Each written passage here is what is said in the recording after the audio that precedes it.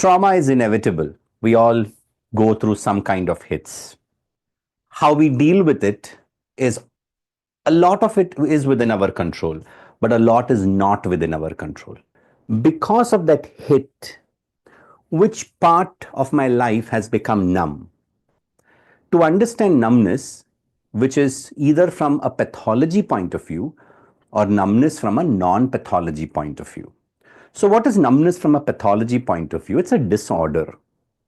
So, as therapists, as counselors, and as interventionists, if you begin to look at symptoms, if you begin to look at numbness as symptoms, then all you get is pathology. But what if it was not a symptom? What if it was temporary? What if it was now created for the pain and the body knows how to heal? The body remembers everything. The psyche remembers everything, but the cognition is poor and it is linear. It cannot hold so much. So it distorts, it defends, it denies, it detaches, it brings desensitization. And these are cognitive strategies. So psychic numbness is a defense or a coping mechanism. Psychic numbness is not your destiny. We are all eager to meet people, to return to the surface, to the functionality, to the sensation, to the laughter, to the parties. We're very eager. But the soul doesn't live at the surface alone. The soul descends, it moves. In psychic numbness, imagination is not dead.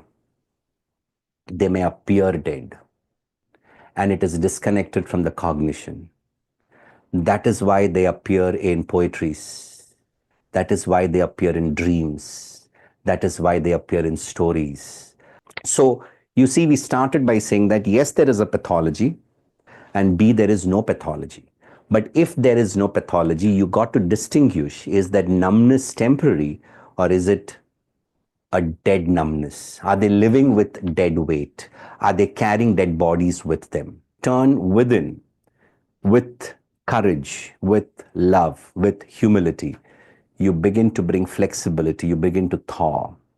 This time, with the promise of a new outcome, you begin to remember who you were before the storm.